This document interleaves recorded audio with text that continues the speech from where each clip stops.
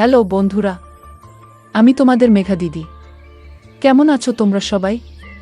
আশা করি অনেক অনেক ভালোই আছো। আর তোমাদের ভালোবাসায় আমিও অনেক ভালো আছি। কারণ তোমরা আমাকে যে পরিমাণে ভালোবাসা দিয়েছো এবং সাপোর্ট দিয়েছো তা আমি কোনোদিন ভুলতে পারবো না। তাই তোমাদেরকে মজা দেওয়ার জন্য আবারও একটি নতুন গল্প নিয়ে হাজির হলাম। গল্পটি শোনার মতো, আশা করি তোমাদের রোমাঞ্চিত করে দেবে। তোমরা হাতের কাজ ফেলে সবাই হেডফোন নিয়ে বসে যাও। যদি আমার গল্প শুনে মজা পাও তাহলে অবশ্যই আমার চ্যানেলটি সাবস্ক্রাইব করবে। তো চলো বন্ধুরা, আমরা কথা না বাড়িয়ে আসল গল্পে চলে যাই।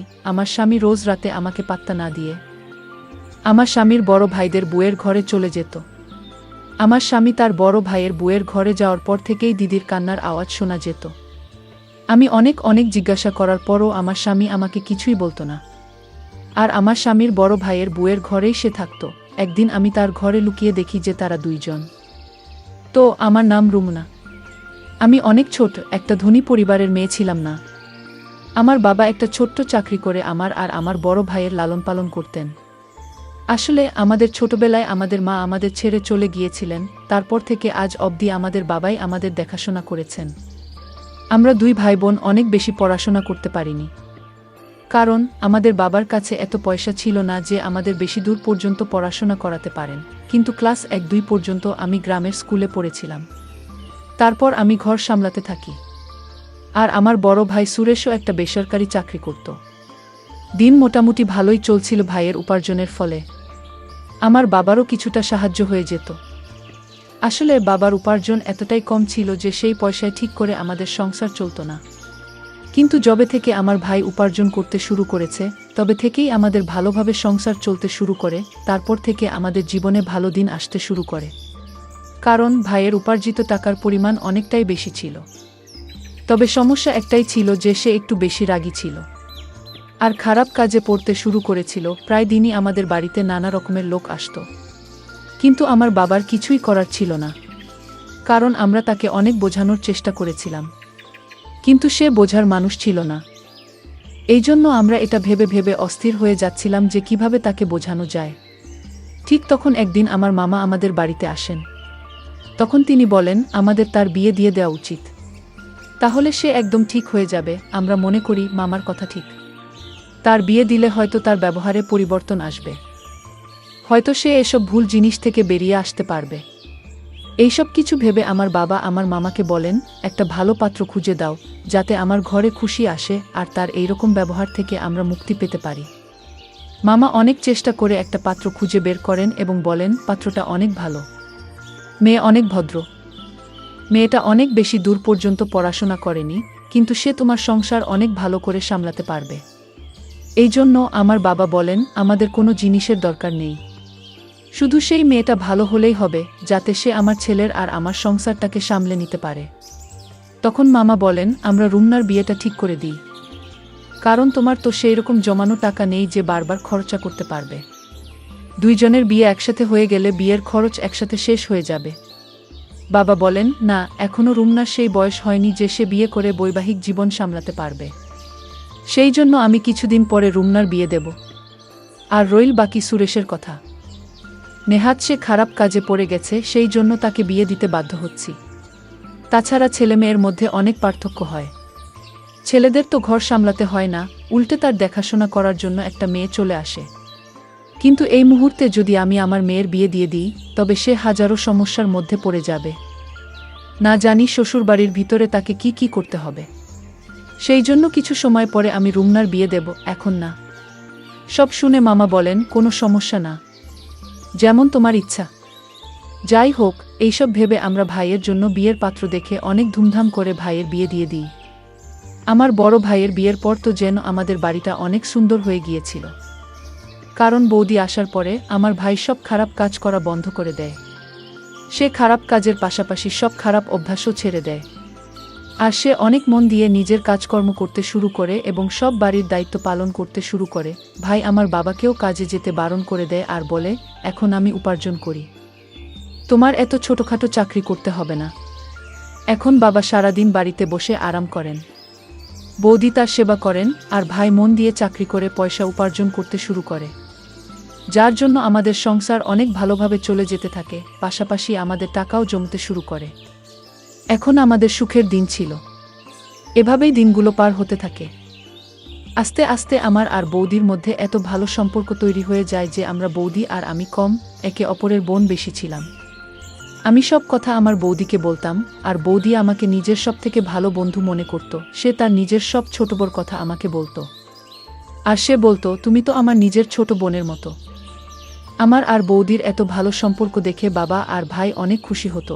হয়তো আমার বৌদি আমার বাবা ভাইয়ের এত ভালোবাসা পেয়ে সে তার বাবার বাড়িতেও যেতে চাইতো না। আমি মাঝে মাঝে ভাবতাম, এ কেমন মেয়ে যে বাবার বাড়ি থাকার চেয়ে শ্বশুর বাড়িতে থাকতে বেশি পছন্দ করে। হ্যাঁ, এটাই আমার বৌদি ছিল। সে এইরকমই। হয়তো সে এখানে বাবার বাড়ির থেকে বেশি ভালোবাসা পেত। সেই জন্যই সে তার বাবার বাড়িতে যেতে চাইতো না। তাছাড়া তার সাথে এমন ব্যবহার করতে আমারও ভালো মনে হতো। আর তাছাড়া আমার বাবা আমাদের সবসময় বোঝাতেন, যেমন কর্ম করবে তেমনই ফল পাবে। আর যদি তুমি তোমার বৌদির সাথে ভালো ব্যবহার করো, তাহলে পরবর্তীকালে তুমিও শ্বশুরবাড়িতে গিয়ে ভালোভাবে থাকতে পারবে। এইভাবেই আমি সবার সাথে মিলেমিশে থাকতাম। এখন আমার মামা আবার আমাদের বাড়িতে এসে বললেন, এখন তো আর কোনো সমস্যা নেই। সুরেশের বিয়ে হয়েছে, অনেক দিন হয়ে গেছে। এখন আমাদের রুমনার জন্য পাত্র দেখা উচিত, কারণ এখন রুমনার বিয়ের বয়স হয়ে গেছে। তখন আমার বাবা বললেন, এখন আমার রুমনার বিয়ে দিতে কোনো অসুবিধা নেই, কারণ আমার ছেলে ঘর সামলে নিয়েছে, আর আমার সেবা করার জন্য আমার মেয়ের মতো একটা বউ এনেছে। এখন রুমনার জন্য একটা ভালো ছেলে খুঁজতে হবে। তখন বাবা মামাকে বলেন, তোমার কাছে যদি কোনো ভালো পাত্র থাকে তবে তুমি বল। তাছাড়া আমার ছেলের জন্য তো তুমি পাত্র খুঁজে বের করেছিলে, আর পাত্রটা এত ভালো যে আমি আজও তার গুণগান করি। এই জন্য তুমি একটা ভালো পাত্র খুঁজে দাও। তখন মামা বললেন, খোঁজার কি দরকার আছে? আমার বন্ধুর ছেলেই তো আছে। তারা দুই ভাই, বাড়িতে মা বাবা আর দুই ভাই মিলিয়ে মোট 4 জন থাকে। ছোট ছেলে একটা বড় কোম্পানিতে ভালো মাইনের চাকরি করে, আর তার বড় ভাইও একটা ভালো চাকরি করে। আসলে তার বড় ভাইয়ের বিয়ে আগে থেকেই ঠিক হয়ে আছে। এজন্য ছোট ছেলের জন্য পাত্র খোঁজা হচ্ছে। ছোট ছেলের জন্য ভালো মেয়ে খুঁজে পাওয়া গেলে দুই ভাইয়ের একসাথে বিয়ে দিয়ে দেবে। সেজন্য তারা আমাকে পাত্রের জন্য বলেছে। তাই আমি রুমনার কথা তাদেরকে বলেছি। সেই জন্য আমার মনে হলো তোমার থেকে অনুমতি নেওয়া উচিত। বাবা বললেন, এতে মতো নেওয়ার কি দরকার আছে?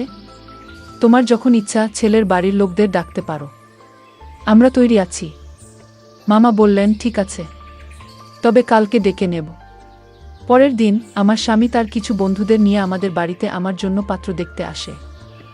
আমার স্বামীর নাম ছিল রমেশ। রমেশকে দেখতে অনেক সুন্দর ছিল, আর ভালো পোশাক পরার জন্য তাকে আরও বেশি সুন্দর দেখাচ্ছিল।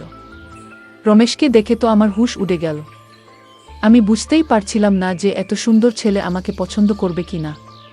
কিন্তু যখন নিজেদের মধ্যে কথা বলার জন্য আমাদের দুইজনকে একা জায়গা ছেড়ে দেওয়া হয়, তখন রমেশের কথা আমার মন ছুঁয়ে যায়। রমেশ এত মিষ্টি করে, এত ভালোভাবে কথা বলছিল যে মনে মনে আমি তাকে নিজের স্বামী হিসেবে স্বীকার করে নিয়েছিলাম। পাশাপাশি ভগবানের কাছে প্রার্থনা করছিলাম যেন কোনো রকমে আমাদের বিয়েটা হয়ে যায়, কারণ প্রতিটা মেয়েরই একটা স্বপ্ন থাকে যে তার স্বামী দেখতে সুন্দর হবে, ভদ্র হবে। আর এই সমস্ত গুণই রমেশের মধ্যে ছিল। আমি কি করে তাকে ছেড়ে দিই? তখন ভাবলাম, যদি আমার ভাগ্যে রমেশ থাকে তো নিশ্চয়ই তার সাথে আমার বিয়ে হবে। যাই হোক, তারা আমাকে দেখে বাড়ি চলে যায়। কিছুদিন পরে ফোন করে জানায় যে আমাকে তাদের অনেক পছন্দ হয়েছে। এইভাবেই আমাদের বিয়ে ঠিক হয়ে যায়। আমি আর রমেশ ফোনে কথা বলতে শুরু করি। এইভাবেই দিনগুলো কাটতে থাকে। রমেশের সাথে কথা বলতে আমার একটুও ভয় হতো না। আমি পুরোপুরি রমেশকে ভালোবেসে ফেলেছিলাম। এইভাবেই আমাদের বিয়ের দিন আসতে থাকে। আমাদের বাড়িতে আত্মীয়রা আসতে শুরু করে। আমার বড় ভাই বিয়ের দায়িত্ব অনেক ভালোভাবে সামলে নিচ্ছিল। সে কোনো জিনিসের অভাব রাখেনি, এত সুন্দর পরিবেশ তৈরি করেছিল, দেখে মনে হচ্ছিল মেয়ে নয় যেন ছেলের বিয়ে হচ্ছে। আমার বাবা আর ভাই আমার বিয়ে নিয়ে অনেক খুশি ছিল। বাবা বলল, আমি কখনো চাই না যে রুমনার এটা মনে হোক যে তার মা থাকলে আরও ভালো করে বিয়ে হতো। কিন্তু মায়ের অভাব তো সে চাইলেও পূরণ করতে পারবে না। তবে বাবা আমার জন্য এত কিছু করছিল যে আমি তার ঋণ কোনোদিন শোধ করতে পারবো না। কিন্তু এত আত্মীয় স্বজনের ভিডিও, মায়ের কথা আমার অনেক বেশি করে মনে পড়ছিল। আমি কাউকে বুঝতে দিইনি, কারণ আমি চাইনি যে সবার মন খারাপ হোক বা তারা অকারণেই চিন্তিত হয়ে পড়ুক। এজন্য সবার সামনে সবসময় হাসি খুশি থাকতাম, যাতে কেউ বুঝতে না পারে যে মায়ের কথা আমার খুব মনে পড়ছে। এইভাবে বিয়ের দিন চলে এলো, আমার রমেশের সাথে অনেক ভালোভাবে বিয়ে হয়ে গেল। আমি নিজের বাবার বাড়ি থেকে বিদায় নিয়ে শ্বশুরবাড়ি চলে গেলাম, অনেক আশা নিয়ে শ্বশুরবাড়িতে যাই। আমাকে খুব ভালোভাবে গৃহপ্রবেশ করানো হয়। অনেক নিয়ম পালন করার পর আমাকে কিছু মেয়েদের মাঝখানে বসানো হলো। তারা রমেশের গুণগান করছিল, তাদের কথা শুনে আমার খুব ভালো লাগছিল। কারণ এতদিন ধরে আমি নিজেও রমেশের মধ্যে এই গুণগুলো দেখেছি। আমি তখন শুধু অধীর আগ্রহে অপেক্ষা করছিলাম কখন রমেশের সাথে সময় কাটাব। অনেক অল্প সময়ের মধ্যেই আমাকে রমেশের ঘরে বসানো হলো। কিছুক্ষণের মধ্যেই রমেশ ঘরে এলো। তার আসার পরে আমরা নিজেদের মধ্যে কিছুক্ষণ কথা বলি। তারপর আমাদের নতুন জীবন শুরু হয়। পরের দিন আমি ঘুম থেকে উঠে সবার জন্য খাবার তৈরি করি। শ্বশুরবাড়ির সবার সাথে কাজ করতে থাকি। আমি রমেশের বর দিদির সাথেও অনেক ভালোভাবে মিশে গিয়েছিলাম। আসলে রমেশের বিয়ের দিন তার বড় ভাইয়েরও বিয়ে হয়েছিল। আমাদের দুইজনকে একসাথে গৃহপ্রবেশ করানো হয়েছিল। আমাদের দুইজনেরই আজ এই বাড়িতে প্রথম দিন ছিল। আমরা দুজনে মিলে একসাথে মিষ্টি বানালাম আর সবার মন জয় করে নিলাম।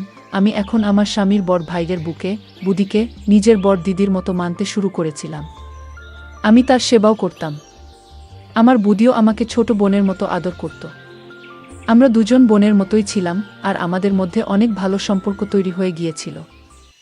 আমাদের এত ভালো সম্পর্ক দেখে বাড়ির লোকজনও অনেক খুশি ছিল। এদিকে দিনেশও কাজে যেতে শুরু করেছিল। এইভাবেই আমাদের দিনগুলো আনন্দে কাটছিল। কিন্তু কে জানত এত খুশির মাঝখানে দুঃখের এত বড় পাহাড় ভেঙে পড়বে। একদিন একটি অ্যাক্সিডেন্টে আমার স্বামীর বড় ভাই এই পৃথিবী ছেড়ে চলে গেলেন। আমি তো কিছুই বুঝতে পারছিলাম না যে বাড়ির লোকেদের কিভাবে সামলাবো। সবাই যেন ভেঙে পড়েছিল। আর ভাঙবে নাই বা কেন? বিয়ের মাত্র 1 মাস হয়েছে, এর মধ্যেই আমার বুদি এত ছোট বয়সে বিধবা হয়ে গেল। আমার বুদির প্রতি খুব মায়া হচ্ছিল। আমি কিছুই বুঝতে পারছিলাম না কিভাবে তাকে সামলাবো। আমি কোনোমতে রমেশকে সামলাই আর তাকে বলি, এখন থেকে তোমাকে বুদির অনেক খেয়াল রাখতে হবে। আমাদের সেই জন্য কোনোভাবেই তার সামনে ভেঙে পড়লে চলবে না। সবসময় তাকে ভালো রাখতে হবে। রমেশ আমার কথা বুঝতে পারে। আমরা দুজনে মিলে বুদির খেয়াল রাখতে শুরু করি। আস্তে আস্তে সময় পার হতে থাকে। আমার স্বামীর বড় ভাইয়ের পৃথিবী ছেড়ে চলে যাওয়ার 1 বছর পেরিয়ে গিয়েছিল। বাড়ির সবাই বলছিল যে বিয়ের মাত্র 1 মাসের মধ্যে বুদির জীবন শেষ হয়ে গেছে। তার জীবন তো শুরু হওয়ার আগেই থেমে গেল। তাই সবাই মিলে ঠিক করল বুদির আবার বিয়ে দেওয়া হবে, যাতে তার ভবিষ্যৎ জীবন সুখের হয়। বেচারির না কোনো সন্তান ছিল আর না স্বামী। সে একা কিভাবে এত বড় জীবন পার করবে? কিন্তু বুদি বলল, আমি যখন থেকে এই বাড়িতে এসেছি তখন থেকেই আমি আমার স্বামীকে কথা দিয়েছিলাম, যতদিন বাঁচব এই বাড়ির বউ হয়েই থাকব। আমি আমার এই কথা সারা জীবন পালন করব, তাতে আমার সন্তান থাকুক বা না থাকুক। যখন রমেশ আর তোমার সন্তান হবে তখন আমি তাকে নিজের সন্তানের মতো আদর করব, ভালোবাসব। সেই হবে আমার জীবনের অবলম্বন। আমার বুদির এরকম কথা শুনে আমি খুব খুশি হই। তখন আমি আর রমেশ একটা প্ল্যান করি যে আমাদের প্রথম সন্তান বুদিকেই দেব। সে যেন তাকে নিজের সন্তানের মতো মানুষ করতে পারে আর তার সাথে সারা জীবন কাটিয়ে দিতে পারে। এই ভেবেই আমরা শান্তিতে থাকতে শুরু করি। কিন্তু এই কিছুদিন ধরে আমার সামনে অদ্ভুত অদ্ভুত দৃশ্য আসতে শুরু করে। আসলে আমার স্বামী সন্ধে হলেই আমার কাছে না এসে বুদির ঘরে যেত। আমার স্বামী তার ঘরে যেতেই আমি শুনতে পেতাম বুদির ঘর থেকে অনেক আওয়াজ আসছে। এমন মনে হতো যেন বুদি কাঁদছে। আমি এটা কিছুতেই বুঝতে পারতাম না যে রমেশ আমার বড় দিদির ঘরে গিয়ে তার সাথে কি করে। আমাকে এড়িয়ে আমার স্বামী আমার বড় দিদির ঘরে যেতই বা কেন? আমি কিছুটা তো আন্দাজ করতেই পেরেছিলাম যে কি হতে পারে। অফিস থেকে ফিরেই সে বড় দিদির ঘরে চলে যেত আর সারারাত তার ঘরেই থাকত। আমি যখনই এই ব্যাপারে রমেশের সাথে কোনো কথা বলার চেষ্টা করতাম তখনই রমেশ এড়িয়ে যেত। এখন আমার মধ্যে অন্যরকম চিন্তা আসতে থাকে যে আসলে হচ্ছেটা কি? রমেশ তার বৌদির ঘরে এমন কি করে? আর রমেশের যাওয়ার পর আমার বড় দিদি এত আওয়াজ কেন করে? আমি চেয়েও কিছু বুঝতে পারতাম না। আমি এই ব্যাপারে আমার বড় দিদিকে জিজ্ঞাসা করি, কিন্তু সেও কিছু বলে না। আমি বুঝতে পারছিলাম না যে আমি কি করে এদের রহস্য জানতে পারবো। আমার এখন সন্দেহ হতে শুরু করে যে নিশ্চয়ই তাদের মধ্যে কিছু একটা চলছে। তা না হলে রমেশ আমাকে কেন এড়িয়ে আমার স্বামীর বড় ভাইদের বউয়ের ঘরে যাবে? যদি এমন কিছুই হয়ে থাকে তবে রমেশের উচিত আমার সাথে এসে কথা বলা। কিন্তু রমেশ আমাকে কোনো কিছু বলতে চাইছিল না, তার জন্য আমি একদিন ভাবলাম যে আমি ঘরের মধ্যে লুকিয়ে যাই, যাতে জানতে পারি আসল রহস্যটা কী। তাহলে কোনটা সত্যি আর কোনটা মিথ্যে প্রমাণ হয়ে যাবে। যদি সত্যি এরকম কোনো কথা থেকে থাকে, তবে আমি তাদের নিয়ে সবার সামনে যাব। আমি রোজ রোজ আর এসব সহযোগ করতে পারছিলাম না। এইসব ভেবে একদিন আমি তার ঘরে লুকিয়ে বসে রইলাম। কিছুক্ষণ পর তারা যখন ঘরে এলো, তারপর আমি যা দেখলাম সেটা দেখে আমার মনটা কেঁপে উঠল। আমি দেখলাম যে আমার স্বামীর বড় ভাইয়ের বউ আমার স্বামীর বড় ভাইয়ের ছবি হাতে নিয়ে কাঁদছিল। তখন রমেশ তাকে আস্তে আস্তে সামলানোর চেষ্টা করছিল। আমি কিছু বুঝতে না পেরে হঠাৎ ঘরের মধ্যে থেকে বাইরে বেরিয়ে আসি। আমাদের হঠাৎ সেখানে দেখে তারা অবাক হয়ে ওঠে। তখন রমেশ বলে, তুমি এখানে লুকিয়ে কি করছো? তখন আমি বলি, আমি জানতে চাইতাম যে আসলে তোমাদের মধ্যে কি চলছে। তখন রমেশ আমার কথায় রেগে গিয়ে বলল, তুমি সত্যি জানতে চাও তো তাহলে শোনো। আসলে আমার বড় ভাইয়ের অ্যাক্সিডেন্ট তোমার ভাই করিয়েছে। কারণ সে আমার বৌদিকে অনেক আগে থেকে ভালোবাসতে পছন্দ করত। আর তার সাথে বৌদির বিয়ে না হওয়ায় তার রাগ অনেক সীমায় পৌঁছে যায়। আর যখন আমার বড় ভাইয়ের সাথে বৌদির বিয়ে হলো, তখন তোমার ভাই আমার বড় ভাইয়ের অ্যাক্সিডেন্ট করিয়ে দেয়া। আর প্রতিদিন আমার বৌদিকে বিরক্ত করতে শুরু করে। যখন রমেশ আমার ভাইয়ের করা সব অন্যায়ের কথা বলে, সেগুলো শুনে তো আমি বিশ্বাসই করতে পারছিলাম না। আমি অনেক ভেঙে গিয়েছিলাম। রমেশ আমাকে সামলে বলে, আমরা তোমাকে এই জন্য বলিনি যাতে তুমি কোনো রকম কষ্ট না পাও। আমরা এটা আগে থেকেই জানতাম। আমি রোজ রাতে ওই জন্য বৌদিকে বোঝাতে আসতাম, যে কোনোভাবে যেন রুমুনা এইসব কথা না জানতে পারে। আর এই ব্যাপারটাকে আমরা যে কোনোভাবে মিটিয়ে নিতে চাইতাম। আমরা চাইতাম যে তোমার ভাই নিজে থেকে বুঝতে পারে, কারণ দুই পরিবারের সম্পর্ক আমি কোনোভাবেই নষ্ট হতে দিতে চাইতাম না। রাগ আমারও হতো, সে আমার বড় ভাইকে শেষ করে ফেলেছিল। কিন্তু আমি তোমার মুখের দিকে তাকিয়ে কোনো কথা বলিনি। যখন এইসব কথা আমার সামনে এলো, তখন আমার মনটা কেঁপে উঠল। আমি চেয়েও আমার চোখের পানি আটকাতে পারিনি। আমি তো ভেবেছিলাম যে আমার ভাই ঠিক হয়ে গেছে, কিন্তু সে তো এত বড় কাজ ঘটিয়ে ফেলেছিল। আমি রমেশকে বললাম, তুমি তাকে শাস্তি দেবে কিনা এটা তোমার ব্যাপার, কিন্তু আমি তো তাকে সাজা দিয়ে ছাড়ব। যখন এইসব কথা আমি বাড়িতে জানাই, তখন তারা পুলিশকে ফোন করে। আর পুলিশ এসে তাকে গ্রেফতার করে নিয়ে যায়। আমি সৃষ্টিকর্তাকে অশেষ ধন্যবাদ জানাচ্ছিলাম যে তিনি আমাকে এমন একজন স্বামী দিয়েছেন, যে সব সময় আমাকে বোঝায়, আমাকে সামলে রাখে। আমি তো শুধু শুধু তার উপর সন্দেহ করছিলাম। কিন্তু সে তো আমার জন্য নিজের বড় ভাইয়ের অপরাধীকেও ছেড়ে দিয়েছিল। আমি রমেশের হাত ধরে তার কাছে ক্ষমা চাই, আর আমার স্বামীর বড় ভাইয়ের বউয়ের কাছেও ক্ষমা চাই। তখন আমার বড় দিদি বলে, যা হবার তা হয়ে গেছে। আমরা তোমাকে কথাগুলো জানাতে চাইনি, সেই জন্য রমেশ আমার ঘরে এসে আমাকে সান্ত্বনা দিত। আমরা চাইছিলাম না যে তোমার কোনো সমস্যা হোক, কারণ যখন তুমি জানবে যে এসবের পিছনে তোমার ভাইয়ের হাত আছে, তখন তুমি অনেক দুঃখ পাবে। এটা আমরা অনেক ভালো করেই জানতাম। আমি আমার স্বামীর বড় ভাইয়ের বুকে ধরে কাঁদতে থাকি। তখন রমেশ বলে, তুমি ঘাবড়ে যেও না। আমি রমেশের দিকে তাকিয়ে ভাবতে থাকি, এত ভালো স্বামী, যে আমাকে সবসময় সমস্যা থেকে বাঁচায়। আর আমি কি করে তাকে সন্দেহ করলাম, এখন আমার নিজের উপরও লজ্জা পাই। আর আমি রমেশ আর আমার স্বামীর বড় ভাইয়ের বউয়ের চোখের দিকেও তাকাতে পারছিলাম না লজ্জায়। বন্ধুরা, আজকের ভিডিওটা এখানেই শেষ করলাম। অনেক কষ্ট করে ভিডিওটি আপনাদের জন্য বানিয়েছি। যদি ভিডিওটি আপনাদের ভালো লেগে থাকে, তাহলে একটা লাইক করবেন এবং চ্যানেলটি অবশ্যই সাবস্ক্রাইব করবেন। এই আশা ব্যক্ত রেখে আপনাদের কাছ থেকে বিদায় নিচ্ছি। দেখা হবে আগামীকালের নতুন কোনো ভিডিওতে।